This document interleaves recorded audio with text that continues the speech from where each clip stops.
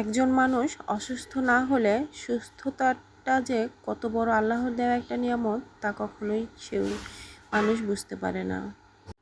অসুস্থ হলেই সুস্থ হওয়ার জন্য মানুষ ব্যাকুল হয়ে পড়ে। আমিও ব্যতিক্রম কিছু নই। হ্যালো এভরিওয়ান, আসসালামু আলাইকুম। কেমন আছেন সবাই? আশা করি সবাই অনেক বেশি ভালো আছেন। বেশ কিছুদিন যাবৎ আমি অনেক অসুস্থ হয়ে পড়েছি। একজন মা অসুস্থ হয়ে গেলে তার কতটা যে ইফেক্ট পড়ে তার বাচ্চার উপর বলা বাহুল্য। অসুস্থ হওয়ার পর আমি আমার বাচ্চার ঠিক মতো খেয়াল রাখতে পারিনি। অতিরিক্ত মাথা ব্যথা আর মুড সুইংয়ের জন্য আমার কিছুই ভালো লাগতো না।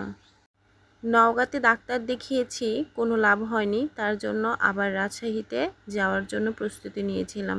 এই যে তার জন্য আমরা ট্রেনে চড়েছি যাওয়ার জন্য। আমি, আমার ছেলে, আমার মা এবং আমার শ্বশুর মিলে যাচ্ছি রাজশাহীতে ডক্টর দেখাইতে। অসুস্থ হয়ে গেলে মৃত্যুর ভয়টা বেশি কাজ করে। আমার মৃত্যুতে কোনো ভয় নেই, কিন্তু আমার বাচ্চার জন্য আমার বাঁচতে ইচ্ছে করে। কারণ আমি যদি মারা যাই আমার বাচ্চাটা এতিম হয়ে যাবে। তার জন্যই আমার আরও বেশি বাঁচতে ইচ্ছে করে। একটা সন্তানকে তার মা ছাড়া দুনিয়াতে কেউ ভালো রাখতে পারবে না, এটা আমি বিশ্বাস করি। ট্রেনটি দাঁড়িয়েছিল নাটোরে।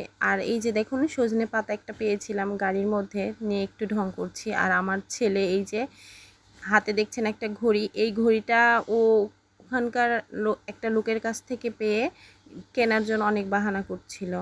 তো আমরা ট্রেন থেকে নেমে একটা রিক্সা নিয়েছি।